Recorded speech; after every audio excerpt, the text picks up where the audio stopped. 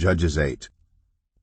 Now the Ephraimites asked Gideon, "Why have you treated us like this? Why didn't you call us when you went to fight Midian?"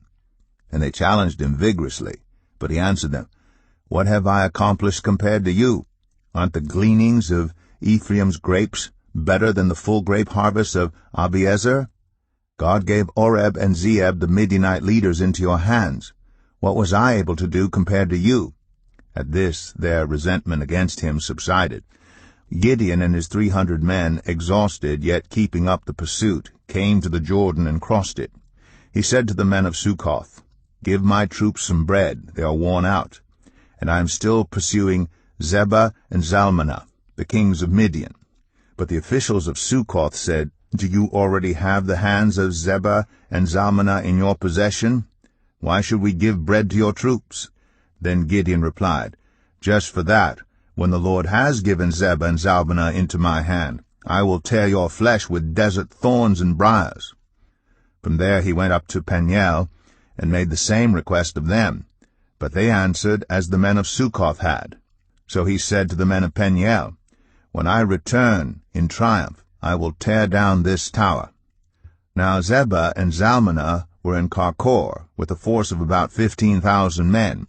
All that were left of the armies of the eastern peoples, 120,000 swordsmen, had fallen. Gideon went up by the route of the nomads east of Nobah and Jogbehah, and attacked the unsuspecting army. Zebah and Zalmunna, the 2 kings of Midian, fled, but he pursued them and captured them, routing their entire army. Gideon, son of Joash, then returned from the battle by the pass of Eris. He caught a young man of Succoth and questioned him, and the young man wrote down for him the names of the 77 officials of Succoth, the elders of the town. Then Gideon came and said to the men of Succoth, "Here are Zebah and Zalmunna, about whom you taunted me by saying, 'Do you already have the hands of Zebah and Zalmunna in your possession? Why should we give bread to your exhausted men?'" He took the elders of the town and taught the men of Succoth a lesson by punishing them with desert thorns and briars. He also pulled down the tower of Peniel and killed the men of the town. Then he asked Zebah and Zalmunna, "What kind of men did you kill at Tabor?" "Men like you," they answered, "each one with the bearing of a prince." Gideon replied, "Those were my brothers, the sons of my own mother. As surely as the Lord lives, if you had spared their lives, I would not kill you." Turning to Jether, his oldest son, he said, "Kill them." But Jether did not draw his sword, because he was only a boy and was afraid. Zebah and Zalmunna said, "Come, do it yourself. As is the man, so is his strength." So Gideon stepped forward and killed them, and took the ornaments off their camels' necks. The Israelites said to Gideon, "Rule over us, you, your son, and your grandson, because you have saved us from the hand of Midian." But Gideon told them, "I will not rule over you, nor will my son rule over you. The Lord will rule over you." And he said, "I do have one request, that each of you give me an earring from your share of the plunder." It was the custom of the Ishmaelites to wear gold earrings. They answered, "We'll be glad to give them." So they spread out a garment, and each of them threw a ring from his plunder unto it.